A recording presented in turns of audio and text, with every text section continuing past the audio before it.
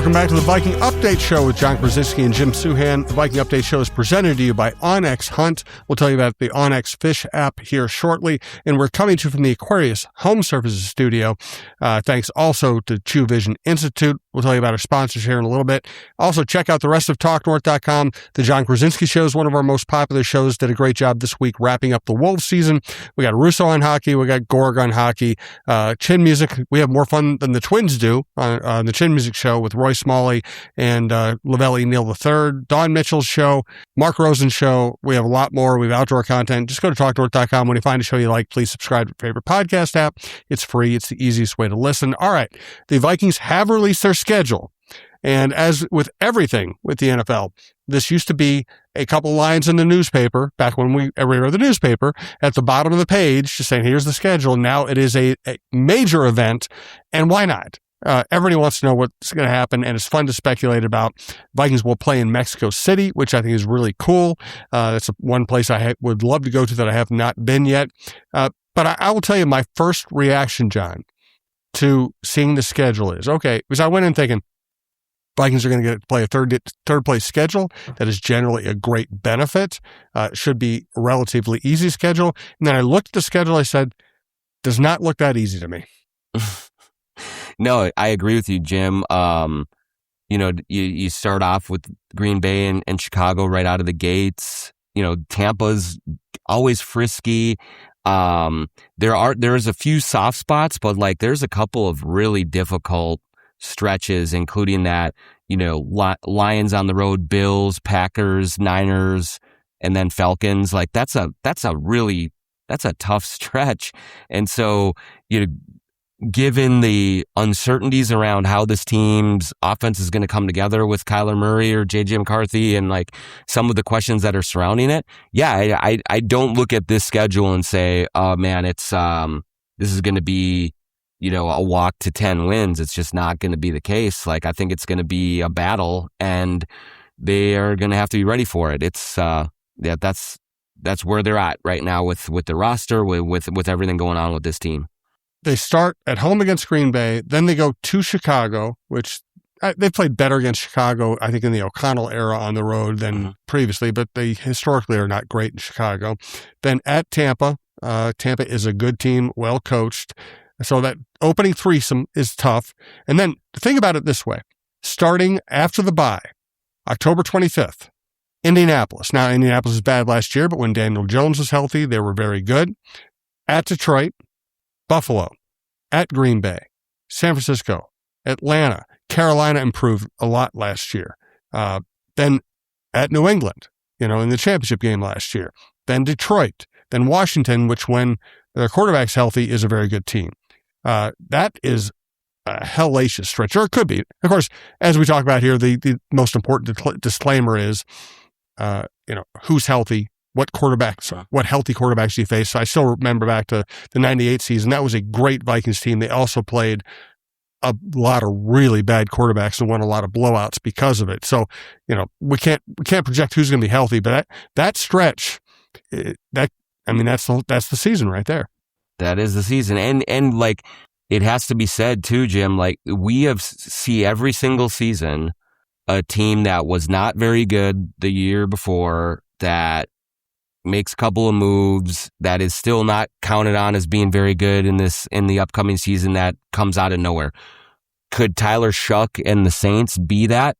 Maybe not, but it could be. You don't know. Like you said with Daniel Jones and the Colts, they were good when he was playing. And so if he stays healthy, that's another game where you say, yeah, no problem, but maybe it is a problem. And so, on the flip side, maybe another team like Chicago or Detroit or Washington or somebody falls off a little bit and that's a little bit more of a gimme. But still, I just think that given the state of this team and the questions that they have to answer, I just don't know how you look at this schedule in particular, but probably most schedule and say, oh yeah, this is a guaranteed win or this is a guaranteed win. It may turn out that way, but as of right now, I think people should be a little nervous, especially about that stretch that you pointed out. I mean, that is a that's a gauntlet for sure. And on top of that, the game in Mexico City is November 22nd, right in the middle of that gauntlet, right in the middle of the toughest stretch of the season, and they don't get a bye before or after. That length of flight to play a tough team, a very physical team too, especially if Fred Warner's back, and then flying right back and then having to play a very talented Atlanta team, that's a little scary. It is, yeah. Like it's a real challenge, and I guess I'm not sure why they don't get a bye. Doesn't make any sense to me. At least after that, like it just doesn't. I know it's not going to London, but it's still like that's a big trip, and there's elevation and all of those things that you deal with, and just like when you are playing in an international game, there's so much more pomp and circumstance around it. So it does take, I think, a lot more out of you than a regular season game. And so to not get a bye coming out of that, I think is weird. And you're right. It does have the potential for having a team that's out of gas, play Atlanta the next week, and who knows what they're going to be like, during the season, what they're going to have with quarterback and all that. But holy cow, like they do have a lot of talent on that team. And so I don't think there's, any scenario where I look at that and say, oh yeah, no problem. They've got this one coming out of Mexico City there. And the other thing, and this is reading between the lines of the schedule, the fact that the Vikings are opening, on a traditional Sunday opener on a Sunday afternoon against Green Bay at home, it's also a hint that the NFL doesn't necessarily think they're going to be a premier draw this year. Right. Yes, I think that's fair to say. Yes, they have Justin Jefferson, but they are coming off an underwhelming season. They have not made any significant moves that say to you that, oh my gosh, like you can guarantee that this team is vaulting into the public consciousness in a different way. This is going to be another season where they're just going to have to outcoach people. And that is absolutely a possibility with Kevin O'Connell, with Brian Flores, with the way that this team generally is prepared week in and week out. But there's nothing sexy about what the Vikings have done in this offseason. I mean, I guess if Kyler Murray does catch fire and turns into the really entertaining player that he can be, yeah, then maybe they're a little bit more box office and you get people tuning in. But you can tell that the league says, you're going to have to show us first before we put you in the real juicy primetime games that will draw a lot of eyeballs. They are unconvinced at what the Vikings have done so far, and it'll be a prove them wrong type of a scenario for Minnesota here going into this season. I will say, as someone who's traveled to New Orleans many times on business and more than a few times for pleasure, at least they get a bye week after visiting New Orleans, because I've never gone to New Orleans and not needed a bye week when I returned. I had my bachelor party in New Orleans, and I Did probably you? needed 3 I bye didn't weeks. know that. Yes. So, fantastic time with I want to say it was 15 or 16 of my buds. And so, yeah, we had a blast. I was also, I was there for the 2009 NFC Championship game, and I remember it was a 5:30 p.m. kickoff, and it wasn't until halftime where I was sure that I was cool through the whole thing, because the night before was an experience. So yes, you guys and young Alec Lewis will probably appreciate a little bit of downtime after that trip. I don't really party anymore. I just love the food down there at this point. The food, the atmosphere, the architecture, the store. It's a great place. Anyway, and by the way, because you're an NBA guy, I will offer this. My first Super Bowl was 1989 or 1990, following the 1989 season, 49ers and Broncos. First time I'd ever been at an event that big on expenses. And I'm hanging out pretty late night in a cool little bar down fairly close to Bourbon Street. I've learned not to go to Bourbon Street, but this is my first Super Bowl. I was going to spend some time on Bourbon Street, and I'm sitting there talking to a friend of mine, and I hear this voice saying, "The doctor is now in the house." And I look around, and here comes Julius Erving walking in with his entourage, and I'm like, okay, I think I'm in the right place. I'm sure, yeah, and I'm sure that entourage was not at all good looking or It was like stylish or anything like that at all, right? Like they had it oh going my gosh. on. I remember, so the 09 NFC Championship game was the first time I'd been in New Orleans, and I landed a little bit late on Saturday night. It was like 8:30 or 9, and I had a bunch of the friends in the media and stuff that were out, and I called them from the plane, and I'm just like, all right, tell me where you are, and I'll come and meet you. And they're like, we're on Bourbon Street. I'm like, all right, what bar are you at? And they're like, I don't know. And I'm like, what do you mean you don't know? Like, just tell me where it is. And then I got onto Bourbon Street, and I'm like, I understand why you said I don't know, because it's just it's a total just party. Everyone's everywhere. You don't know where you are at any stretch, at any point in the night. It is a blast. Like, I love it. Like, I love the culture. I love, like, it feels like you're in a different country. And it's like, it's so much fun. But yeah, like I was really upset with them. Like, tell me where you are. How do you not know? And then I get there, like, I don't know where the heck we are. So it's just, it was fun times for sure. Great stuff. All right, let's get to some other Vikings issues. We're talking about Harrison Smith, Jennings, the GM search. First, we want to remind you we're coming to you from the Aquarius Home Services studio. When something goes wrong at home, Aquarius Home Services makes the solution easy with one call to one team and no hassle to find a different handyman or company for each type of job. Aquarius has experts in heating, cooling, plumbing, and electrical. That means you get the right expert every time and solutions you can trust. Right now, enjoy $98 off any heating, cooling, plumbing, or electrical repair. Aquarius, one call, problem solved. Earning the right to be recommended. Schedule today at aquariushomeservices.com. Also want to tell you about Onyx Hunt, and best place to go to check this out is onxmaps.com/fish. We're going to tell about the Fish app today. The app does the scouting work so you don't have to. Species distribution data, proven fishing areas, historical survey data from state DNRs. Onyx Fish aggregates all of it into one place so you're not piecing together 3-year-old forum posts to figure out where to go. It's $34.99 for the year, less than a spool of good braid. Download Onyx Fish on the App Store or go to onxmaps.com/fish and fish smarter this season. Now we want to hear from John about his experience at True Vision Institute. True Vision Institute, go to truevision.com, set up your free consultation, and then go visit the good folks at True Vision in Bloomington. When you go there, you are treated like family right from the start. Like, they wrap their arms around you, they educate you on all of your vision correction options, and then they get you through to the end in an amazingly easy fashion. I had LASIK surgery at True Vision, and if you're watching this on YouTube, you can see the hassles of contacts and eyeglasses are gone. My life is so much easier with LASIK from True Vision. I wish I would have done it 10 years ago. So if you want to kick yourself in the butt for not doing something to just make your life easier, do it with True Vision, and it will be happening as soon as you're over. You'll be like, why did I not do this so much sooner? Tell them that John Krasinski and Jim Suhan sent you.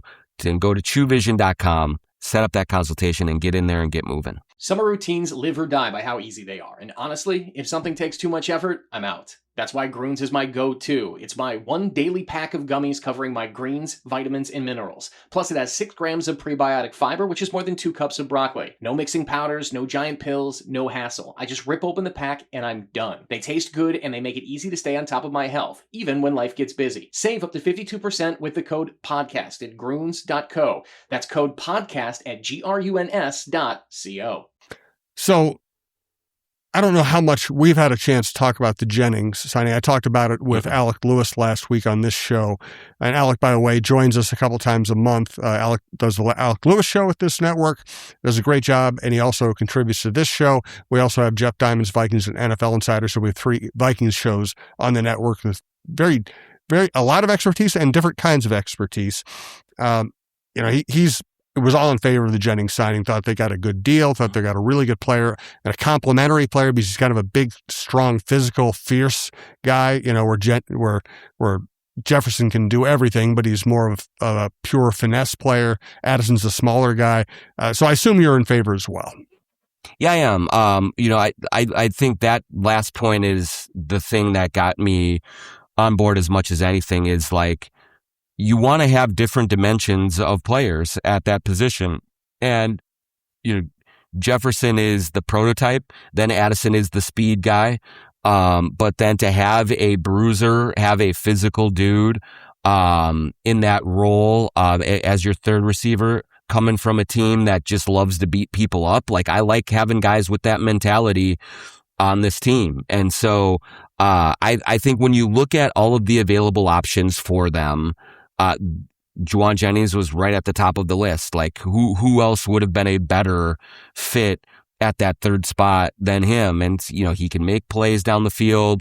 He can catch and run a little bit. He will block for running backs and get downfield and spring some guys for bigger gains. And so you want a grinder in that spot because you have, the Ferrari in Jefferson, and you have, the Jaguar in Addison, and now you need a Jeep Wrangler and to kind of get you through. And I think that's what Jennings provides. And so, I think that the continuity and the fit between them will be really, really good.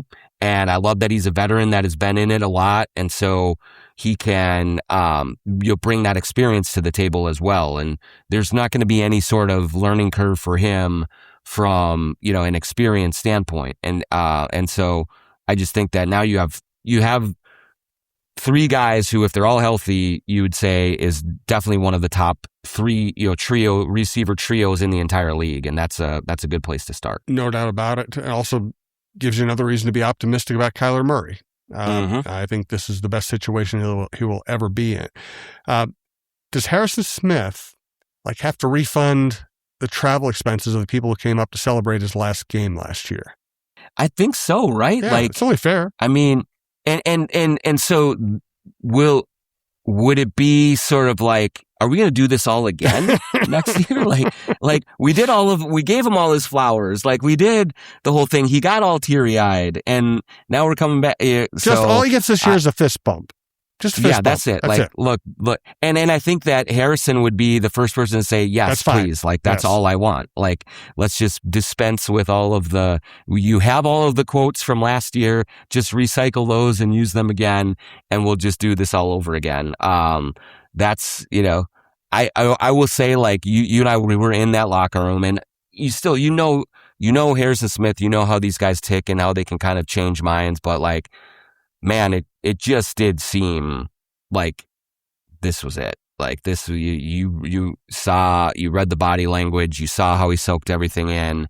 It just really did seem like this was going to be it. And, the allure and the draw of it, I don't blame him.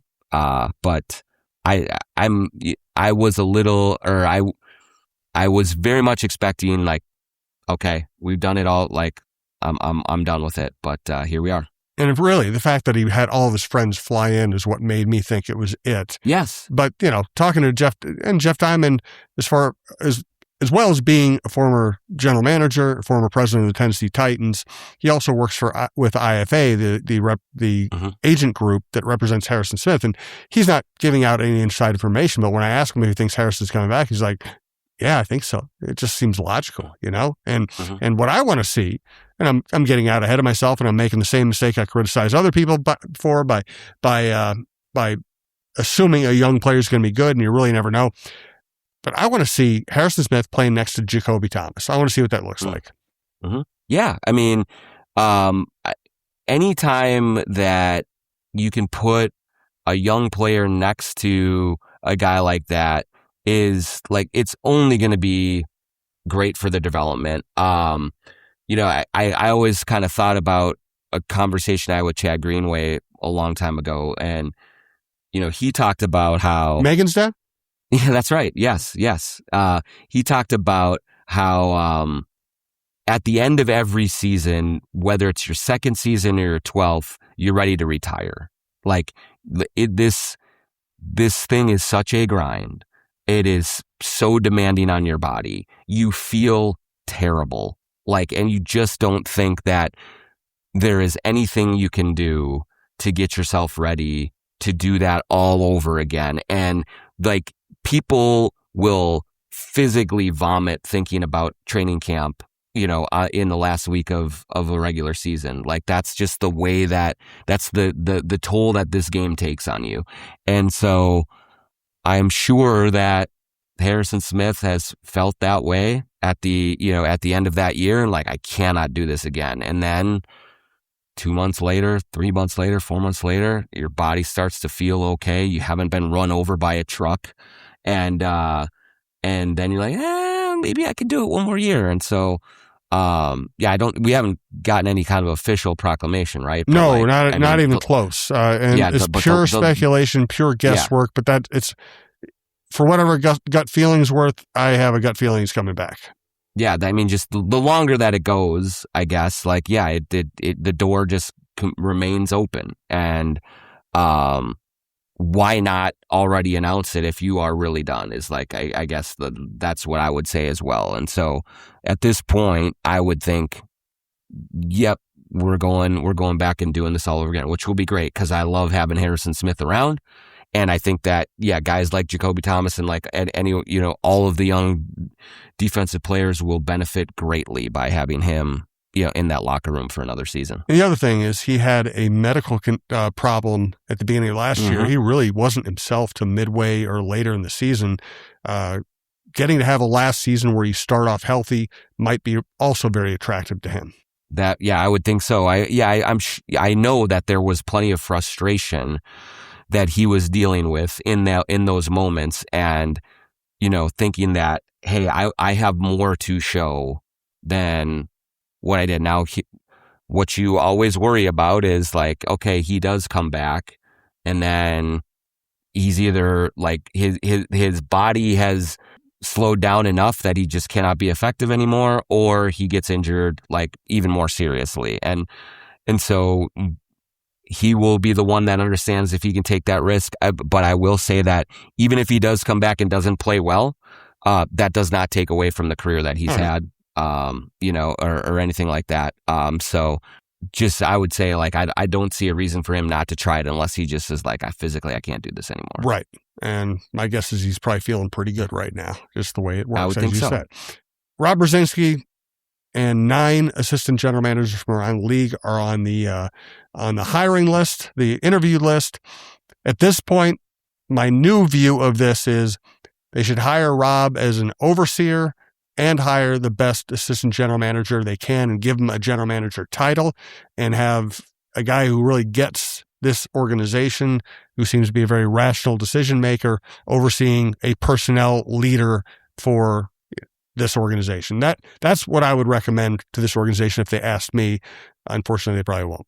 Yeah, I mean, I've liked that from the start as a scenario, Jim. I mean, we've talked about it on this show with Alec and just with us, is that, Rob's strengths as a uniter, as a communicator, as a leader, as a salary cap guy, like, those are all really, I think, important cultural things for a front office that could use a real just cultural reset. And but also acknowledging that he is not a dyed-in-the-wool scout personnel guy. And so maybe the best case scenario is that you have this guy kind of overseeing everything and understanding where his strengths and weaknesses lie, and then getting a top flight talent evaluator to be the grinder, GM, draft kind of overseer, all of those things. And I don't think that would be sort of anything to look down at if I was one of the candidates to get that job, because knowing who Rob is and how he works, like, he is not going to be someone that tries to take all the credit. He's not going to be someone that Bigfoot's someone underneath him. If he is involved in the selection process and they get someone who's really talented at this job, Rob's going to empower him and let him go do the things that he needs to do. And it also takes a great deal of pressure off of that guy in that position, because I do think that one of the things that can plague a general manager, and I think what it plagued Kwesi with, was if you have to be a leader of an entire organization, and that in addition to all of the responsibilities you have in scouting the draft and looking at, potential moves and all that, that's a ton of responsibility. A lot of guys want that and they want that power, but I think that if you find the right person who doesn't need to be the A1 guy and can say, yeah, I'm just going to be in here and be a great talent evaluator and be able to really hone in on this section of it, that could ultimately make it a very successful partnership that does happen here. So if this is the way they are going to go, I think it's the best case scenario for, again, what we have said is a process that hasn't really made sense from the start. But if it settles in here, you look at it and say, okay, like this, at least it makes sense going forward. Yes. Check out John's wrap-up show at the John Krasinski Show. Really insightful stuff about the Timberwolves. Check out Alec Lewis's show, Jeff Diamond Show, Mark Rosen's show, Don Mitchell's show this week. We're going to have Leah B. Olson, who's now gone national as a television analyst for WNBA games. We're going to talk about Olivia Miles and the Lynx and the league. A lot of great stuff going on at TalkNorth.com. We appreciate everybody who listens, watches, and works there. And we'll talk to you soon.